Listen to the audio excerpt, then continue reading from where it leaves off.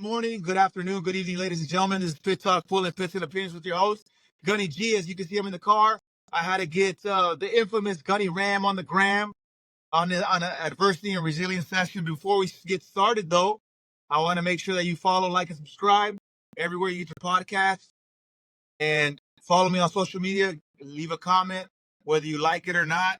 Still gonna do it, but constructive criticism is greatly appreciated. Again, follow, like, and subscribe everywhere you get your podcast, especially on Spotify, Apple Podcasts, whatever it is that.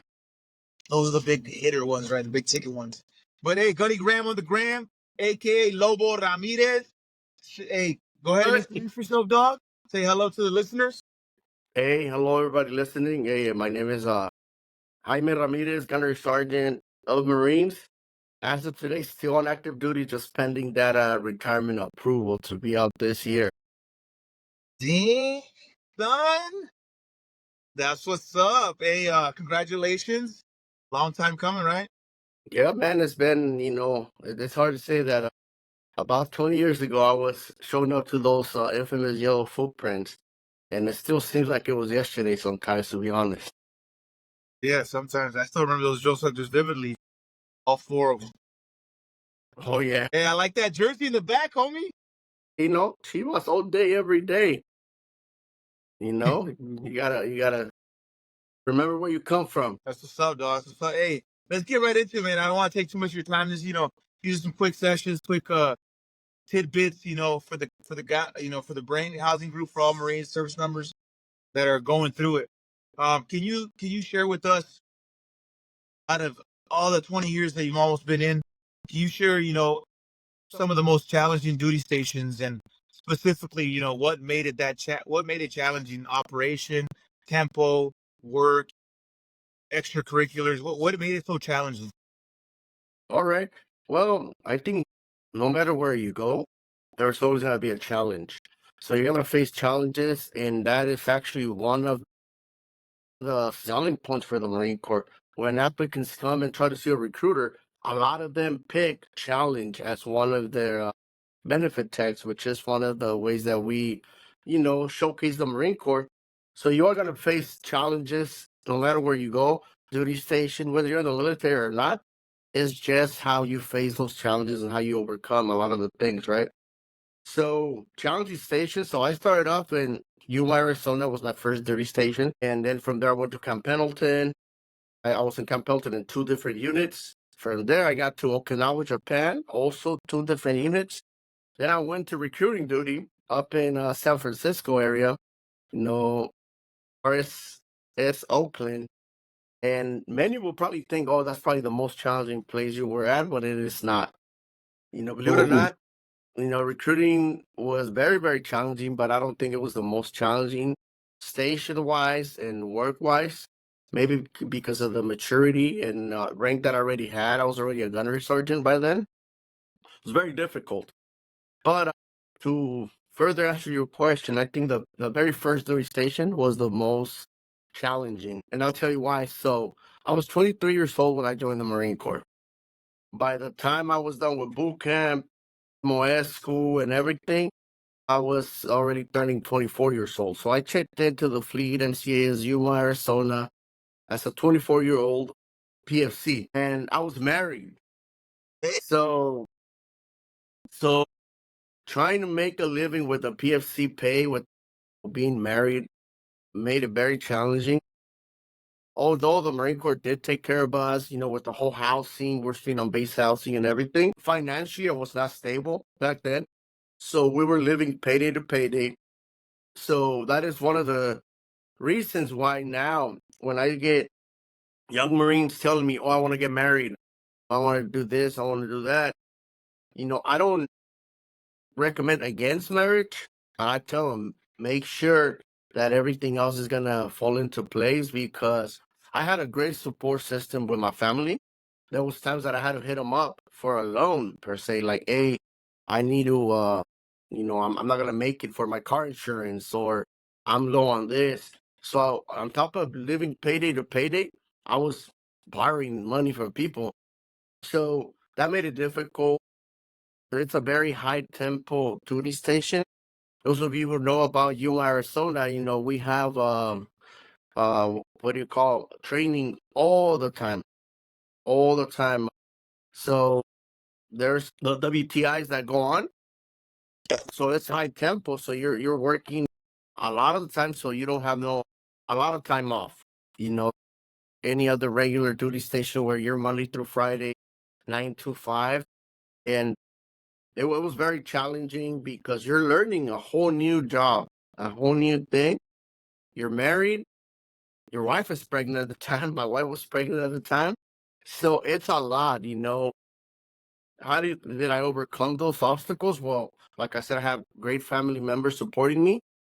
Also, my peers, that I had a couple of Marines that were in the same situation as far as being married, and they kind of helped me navigate through the resources that the Marine Corps had for me. I had great NCOs. My sergeants at the time were amazing, and also the staff NCOs actually took care of us. Yeah, that's good. That's good because I can relate, man. I remember I was turned 21 when I came in, and I was already married, had 2 kids, right? Hmm. And man, living on base housing, paycheck to paycheck was, I mean, granted, I didn't have a job before that, but now that I had one, now I'm not rich. Now I'm just living paycheck to paycheck, trying to survive to the next 15 days. It was rough. You ain't lying, man, especially as a PFC trying to take care of 3 dependents, food, this, that, the other. You definitely have to have a good support system, man, especially people that care about you truly, that want to be in your circle. So that's good, man. How did, your first duty station, the temple, you were getting used to the temple, the job, everything around the Marine Corps, being a new Marine, being in a new organization, being around new people, professionally and personally, outside of you, how did that affect, personally outside of work? How did that affect you professionally, trying to figure out, trying to get in the temple, trying to get snapped in as a Marine? Can you share a little bit about that? Yeah, so it was difficult because, like I said, I was 24 years old. My average sergeant was 24 years old. I had in the area that I worked in, I had like 5 sergeants and a few corporals. I was older than most of my corporals. About the same age as my sergeants. So the mentality of a older, adult who has already had a job, the expectation is a lot more.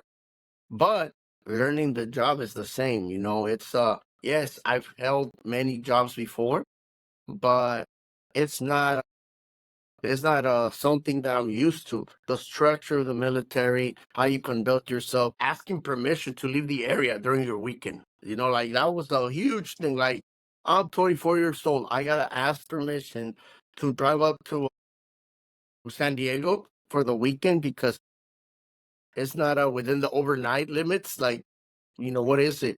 So all I did is kind of like pick everybody's brain from the other PFCs were in my peer group to the civilians that work with us and the NCOs. There was good leadership, there was bad leadership, there's a bunch of everything. And I think that is what made it better because you learn how to be like and you're also learning how not to be like when you get there. Yeah, that's good. That's good, man. In all the 20 years, do you remember the first duty station the most, huh? So I'm never gonna forget that because we had some tough times. It was tough because you're learning how to be a Marine in your MOAs in the fleet. You're learning the tempo, but this is the first time I'm moving in with my wife at the time too. So I'm learning how to be a husband. I'm Yeah. learning how to, be all that. Before that, I've been single my whole life. I never lived with anybody else. I got married a little bit before I went to boot camp. So I got married in December. I went to boot camp in January. Yeah, yeah, yeah, yeah. So a lot of there's a lot of changes. There's a lot of the expectation because you're bringing a whole new person that didn't sign up for the Marine Corps, but now she's a big part of the Marine Corps because she's your spouse, and whatever happens at home will affect you at work as well. Yeah, that's true. That's true. So it's crazy, especially at 24, and men are not even mature at 24. You know what I mean? They're not fully mature at 24. So that's crazy. Me too. That same here, man. It was rough. First duty station was rough, but I'm glad that you made 20 years, man. Can you tell me a little bit of a Gunny Ram on the gram, though? Tell me about that. So that was actually it went to when I started on recruiting duty, right?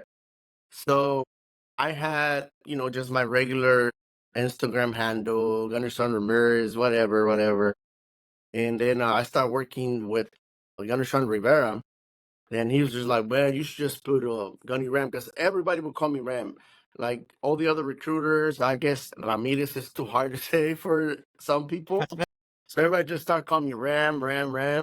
So that's where it all started. And then one day he's like, you should change your screen name to Gunny Ram. So I did. And then I didn't even know how somebody was like, yeah, you just put on the gram, because I was using Instagram a lot for prospecting.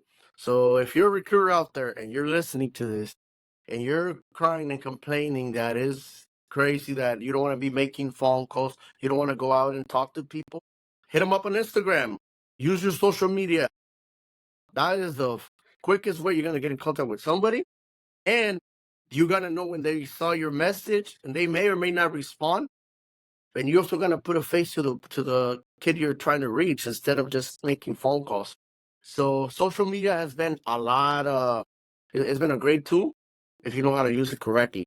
Yeah, that's true. That's So true. that's where it all came up. It was basically my roommate that gave me that name. And I like it, dog. It rolls right off the tongue, dog. I want you to touch on, you touched on the very beginning of your career. What's the difference now that you're so senior? What are the difference in challenges now that you face as a senior Marine versus a young Marine? all right, that's an easy answer. So back then, when I was a junior Marine, I would just be like, man, it don't matter. Whatever I think or do, it's not gonna matter up, because the higher ups are just so worried about themselves, right? Now I'm in a position where I can show the Marines facing those challenges that I went through those challenges also. And I guess the biggest challenge in that is gaining the trust and confidence of the junior Marines who you're trying to help. Because especially when you have Marines that have like a bitter taste about the Marine Corps already, they had some bad leadership in the past. And let's say they felt like a gunner sergeant in the past screwed them over. Now they're gonna see me with the face of that other gunner sergeant.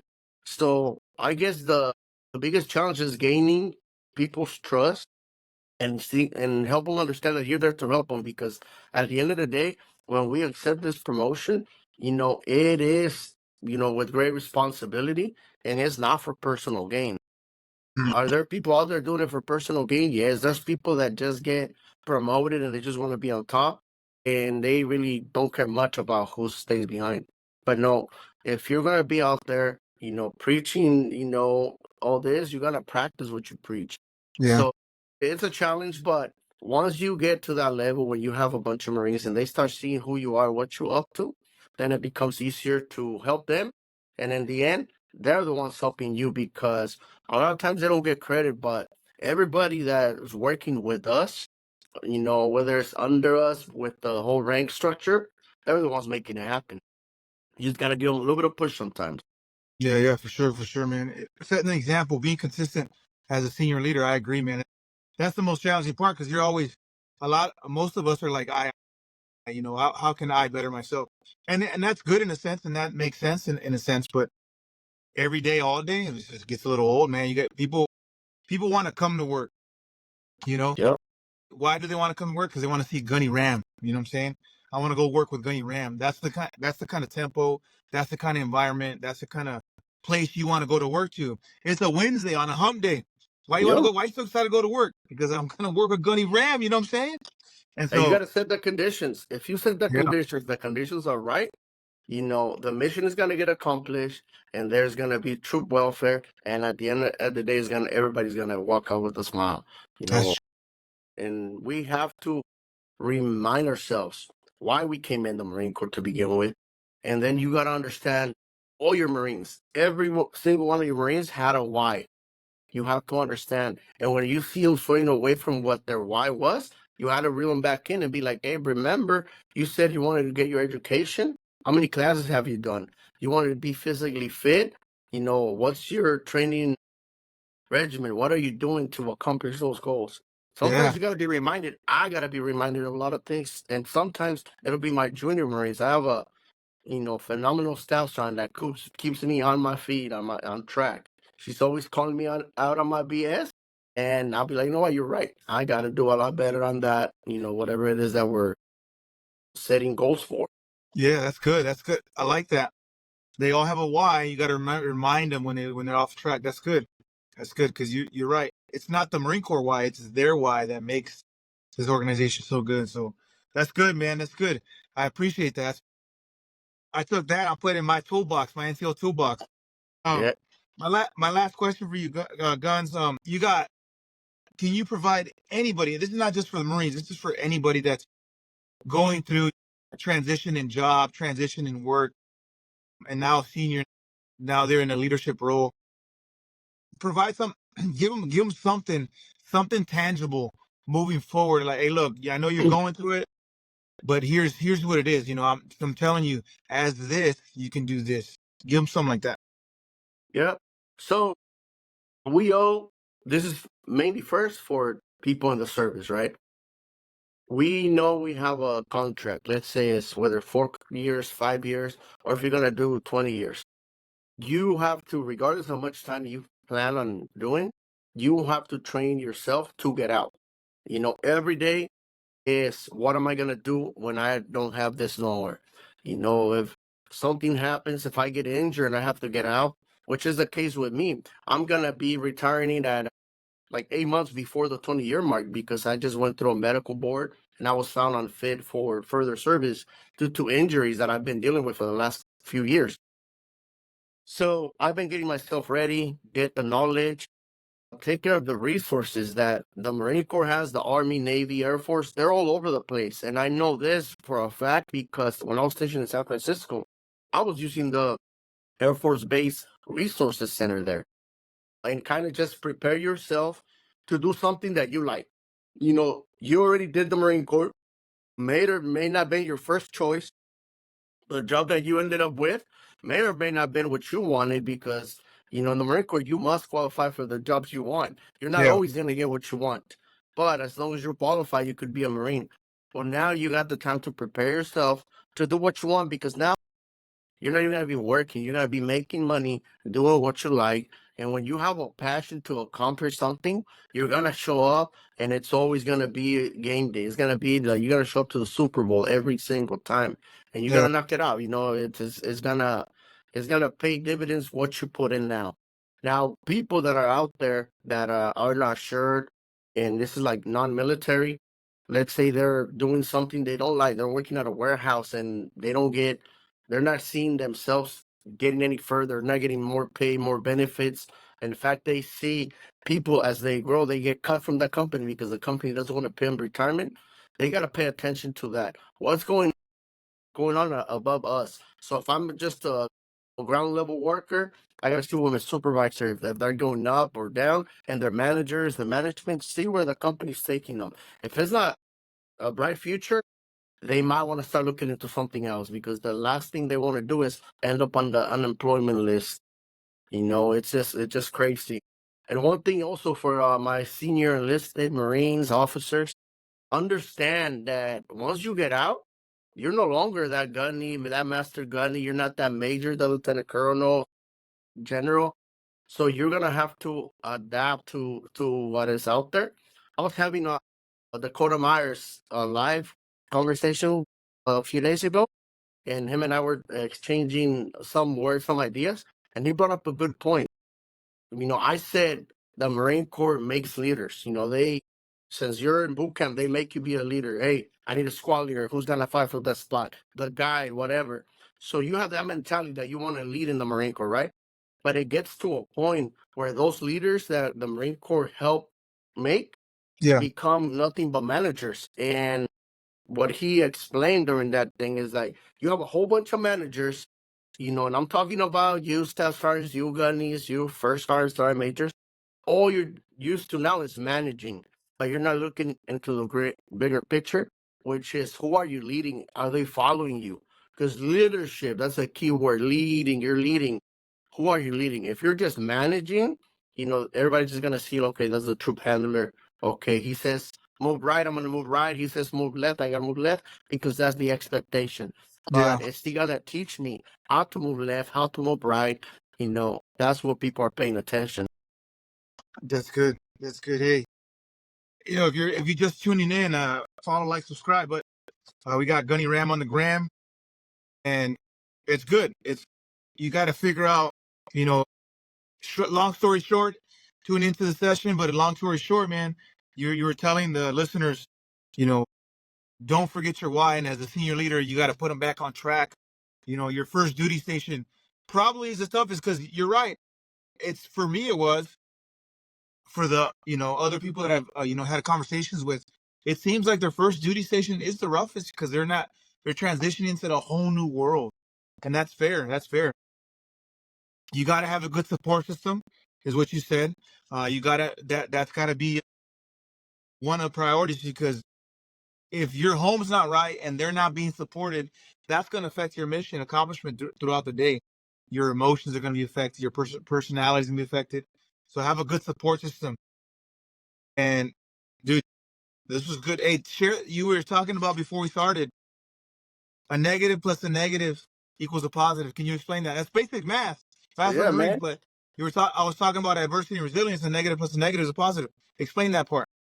Yeah, so I believe that when there's something negative going on in your life, work, relationships, whatever, it's most times tied into something positive. And then something else happens and it's also negative. So you feel like, I can't catch a break. But if you start bringing all those negatives and understand what's around it, it's just like simple math. A negative times a negative equals a positive. Basic math, you carry the one and it'll get you there, bro. It's just the way it is. You also said that too. It's just what is it? Carry the one. Who is the one that you're talking about? Hey, at the end of the day, you gotta carry yourself. Leave the victim mentality behind because ain't nobody coming to pick you up. Ain't nobody gonna come to carry you. Ain't nobody coming to save you but your damn self. That's a mic drop in itself right there, dog. Hey, I appreciate you taking the time. I know you got a busy schedule. I appreciate you taking the time to talk about adversity, resilience, and share your story and get it out there. And if you have anything else, man, where can we reach you at? What are your handles so that if other people want to talk to you, to get to know you, where can they reach you at, dog? So you could reach me on Gunny Ram on the gram if you just put that. And it was like Gunny underscore on the underscore gram. And you could find me there. That's mostly what I use. Facebook is more like a family page, but you could find me there also, Lobo Ramirez. And send out one thing I want to say, like surround yourself with good leaders and look at their habits. Also see those that are not doing so great and look at their habits. And that's going to make you be yourself. I know not too long ago you interviewed Jason Pierce. He was my first reporting senior, meaning if you're not in the military, we got fitness reports. Jason Pierce was my first reporting senior, meaning he did my first fitness report back in two, I believe. During that same time, Sergeant Major Ruiz, who was a sergeant major of the Marine Corps, was my company gunny at the time. And I'll Small tell you, world. man, I got stories for days. Like he would teach us drill. He would have us out there. If you're a corporal or above, you're practicing drill on the parade day. So at the time, you feel like, man, why is this dude having us do all this? And the depot south, he should go back to the depot. But now you understand, like he's not making you do nothing. He's actually taking time out of his day to come teach the Marines something he has already mastered. And that right there, I think is what makes great leaders. That's good. Time, inconvenience, whether you want to be a leader or not, it's inconvenient. And whether you choose to make that inconvenience a convenience, that's what makes you a good leader. That's why he's Sergeant Major of the Marine Corps now, right? And yeah, hey, again, dog, if you ever need anything, let me know. Hit me up. You got my number. I appreciate you sharing adversity and resilience, your story to get it out there, because you can relate it to across all spectrums of work and life. So I appreciate it, dog. And if you ever need anything, like I said, hit me up. Yeah, man. Hey, before we go, big shout out to one of my motivators, Corporal Diaz Magallon. I told him I would give him a shout out. He's a big follower. So there you go. Diaz is for you. Hey, And then and I'm gonna get you this, man. I'm gonna send you this. oh, you got one, dog? Hey, let me know. Yeah. Hey, let me know, dog. I'll send you the money and all that stuff. That's dope. That's Just what's up. just send me, and I'll tell you a story in the back. It has all my duty stations that I've been to, so That's you could hot. Hey, you're you motivating me, dog. I'm about to make one. and you shoot, man. I know a guy who knows the guy. So let me know, and I got you. DM me, dog. Hit me up. I'm Yeah, down for sure. yeah. My boy, Mermaid Metals. He'll hook you up with a badass coin. Mermaid mess. Mermaid Metals. That's what's up. Ladies and gentlemen, this is Pit Talk Pulling Pits in the Pins with your host, Gunny G, and we out.